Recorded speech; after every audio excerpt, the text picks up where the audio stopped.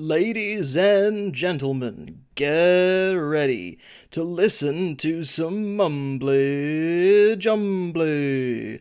All the way from St. Albans, your host for tonight, Abs the Magic, Supercoach Godfather. Hello, everybody, and welcome to my channel. Today, we're gonna start things a little bit different than what we normally do. We're gonna change things a little bit today, okay? So just calm it down. Now, you know how I normally say hello? Well, today, we're gonna go international because we have an audience in Australia. It's mainly Aussies here. We've got all our Australians, but we don't have any other countries. We've got United States, United Kingdom, we've got some United Arab Emirates, Canada, Indonesia, Ireland, and Spain. I can't see any other countries. We're gonna make this an international channel, okay? So I'm gonna speak all the languages. So today our introduction is gonna be in Italian. So let's start again. To all my Italian friends, saluti, auguri. Welcome to my channel. Okay, let's start with our review. We're going to review Jack Bowles. Now Bowles, priced at 277k. Now that looks like a bargain. But is it? We're going to find out. He is priced at 277 divided by the magic number. He's priced at 50, which means we need him to go at 80 for him to make us some cash. Or at least 150k. Can he do it? Well, we're going to find out. In 2022, we'll go to CBAs. And Bowles had no CBAs. Okay? 2021, we have a look. And Bowles had no CBAs. Well, they had everyone else in those CBAs except for Bowles. Okay? In 2020, Bowles had no CBAs, so he wasn't played in the midfield or in centre bounces anyway, alright? So let's dig in some more. Now, his previous averages, well, last year it was 63, so not that good. 2021, 2020, 82 and 84, that's good. That will make us about 150 plus, 150k plus, so that's good. 2019, average of 75. It's his third year, so we can excuse him. But in 2019, I actually owned him. I brought him into my team, believe it or not. I brought him in after round one. I liked his role. And this is what I saw from him. 111, 117, 98, 75, 46. I no longer loved his role because what happened? He moved to the wing. On the wing, he was terrible. He couldn't find the ball. He was nowhere near it. Even in the midfield, he couldn't touch it. But when he was in defense, he was taking all the kick-ins. He was switching all the play. All the ball went through him. That's why I got him. But his role changed. Now, I don't see him playing this role at Geelong. They got Duncan for this. So he's not going to have this role. They got Stewart switching plays. They got Duncan. I can't see Bowles having this role. So what role will he play? Possibly a wing or a midfield. I can't see him in the guts. Maybe he will be, but we're going to find out where he scores his points. Now, I went to last year. I went to 2022. Scored a 35. 60, 73, 102, and 45. Now, we're going to find out what this 102, where it came from. Now, he scored a 45. Could have come off injured, so I'm not sure. I'm going to find out. But this score of 35 worried me until I saw this. He came off. Round 14 against the Crows. He actually came off. So maybe he was injured, all right? So we don't know. We don't know what happened to him, all right? But what happened in round 18? I mean, where did he went missing. And against the Tigers in round 17, he had a huge game. So let's find out. Let's dig in deep. Now, this is very, very interesting now, okay? Now, you're going to have a shock, okay? Just calm it down before you have this shock. Just hit it down now, okay? Just take it easy.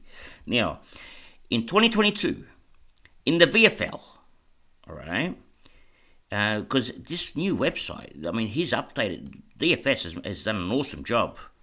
In the VFL, in rounds 6, 7, 9, 10, and 11, all right, he scored 48, which is not good, 86, 88, 108, 123. Now, these are fantasy points. They're not Supercoach points, but we're going to get these they're actually, DFS is going to actually change it and give us Supercoach points as well. But he also went on in the VFL and scored 104, 100, 94, 147. He's averaged 100 in the VFL. But that means nothing because we can't see where he played. There's no maps, all right? So we can't check them out. What we can check out is his maps in the AFL.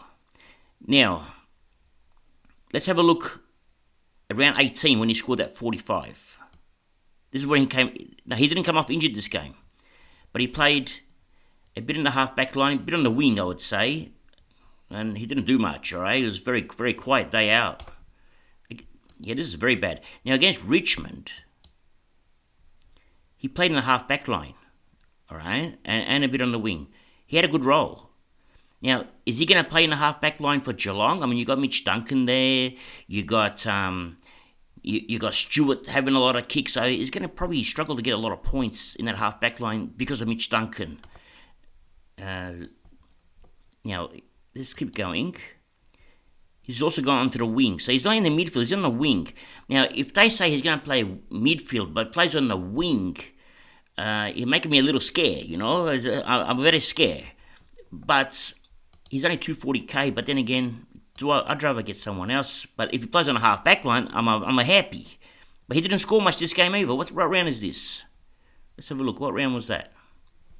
That was round 15 against Port Adelaide. Now, in round 15 against Port Adelaide, in the half-back role, okay, round 15, he only scored 60. Now, that's not enough. This is what worries me, these scores. Okay, let's go to another year, all right? Let's go to 2021. All right, let's start from the top. Now, he started well. All right, let's start from the top. 2021. Let's go to the very start, round 1. 2021. The hard part of this is trying to get this the same. Okay, 2021. That's a roll. See the halfback roll? That's a beautiful roll. That's why it's called 146. When you get that roll inside the arc, you're gonna kill it.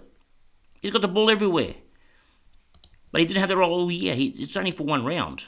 Then he still had it. I mean, he's still scoring well. What did he score next round? Got too many maps now.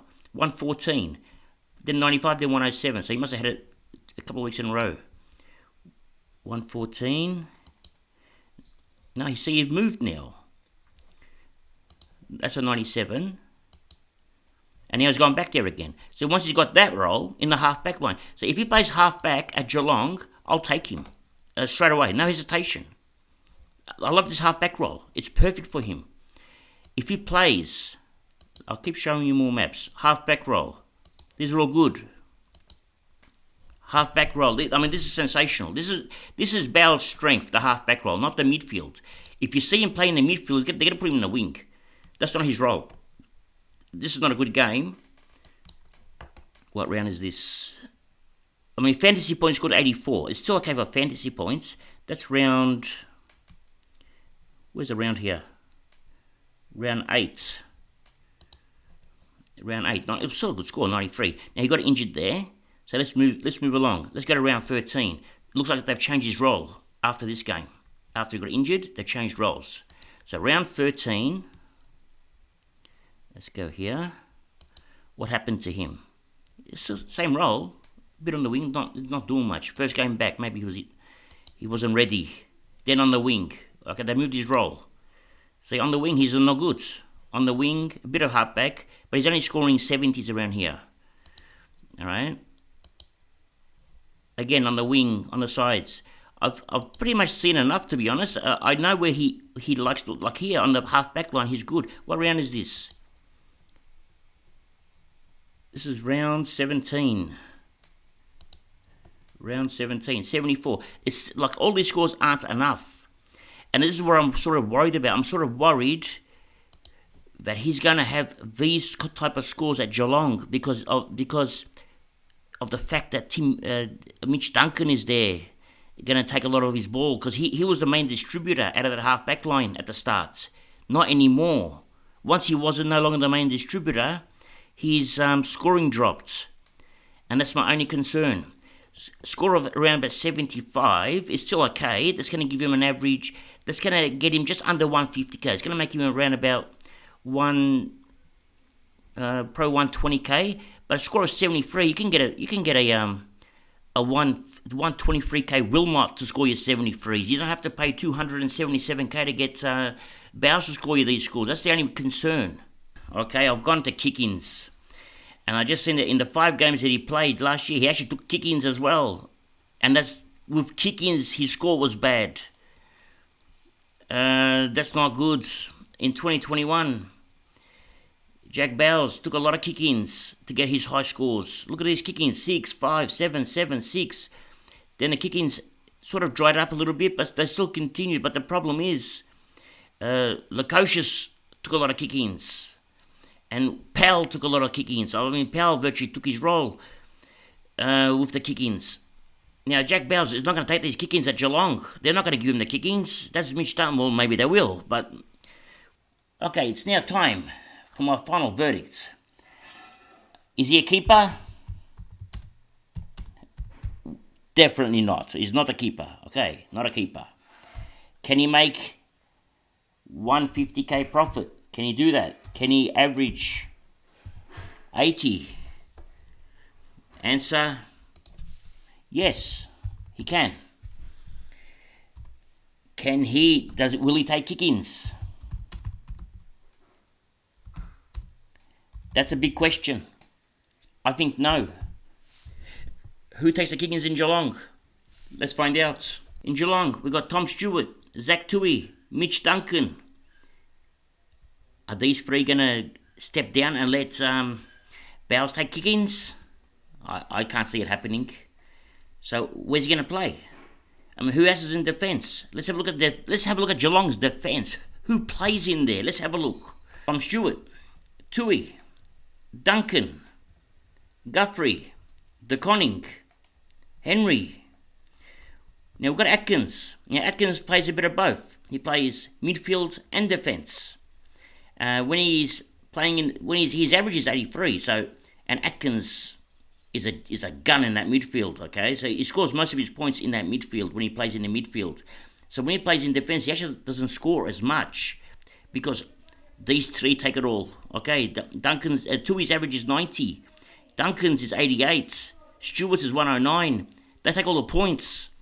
There's not going to be much room for Bowes to take points in here. So is he going to play on the wing? Or let's have a look at Geelong's midfielders. With Guthrie, well, Tui goes in there as well. Atkins goes there. They switch. Isaac Smith's on one wing. We've got Holmes on the other wing. So he's not have a wing. Oh, you got Menegolas. He can't get a game in that midfield. How's he going to fit in there? I actually don't get it. You got Danger. Where's he going to play? Is he going to play in the forward line? Well, who's their forwards? I mean, their forward line's stacked. This is a premiership team. We're not talking here about North Melbourne. This is Geelong. I don't know where he's going to play. Now, has Geelong come out and said anything about Bowes? Anything? Just one thing. Anything? I haven't heard nothing. Nothing at all. They haven't said, oh, Bowes is killing it on the track. We're going to play him in the midfield this year. No, I haven't heard that. I haven't heard them say, oh, we're thinking about putting Bowes and letting him take the kick-ins. I haven't heard that either. I heard nothing at all. And that worries me. Because everyone always says something. Bowes, what happens if he becomes a sub? Then what are we going to do? 270k and he plays a sub? His price is going to plummet. It's very dangerous to own. It's seriously very dangerous to own Bowes because the team he's playing for is Geelong. Okay?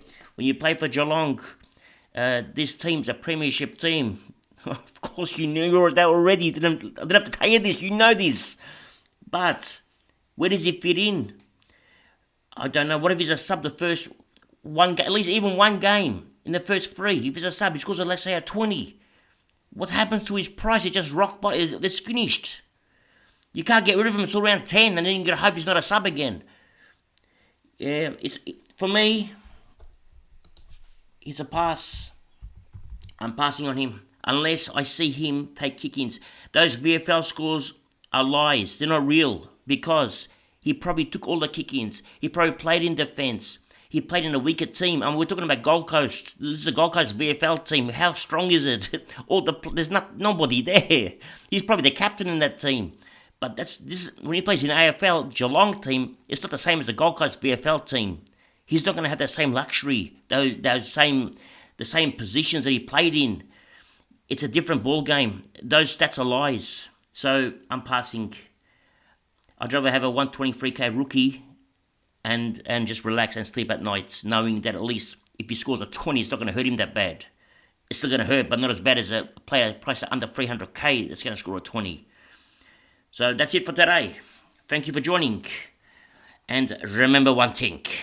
It's nice to be important, but it's important to be nice. Ciao for now.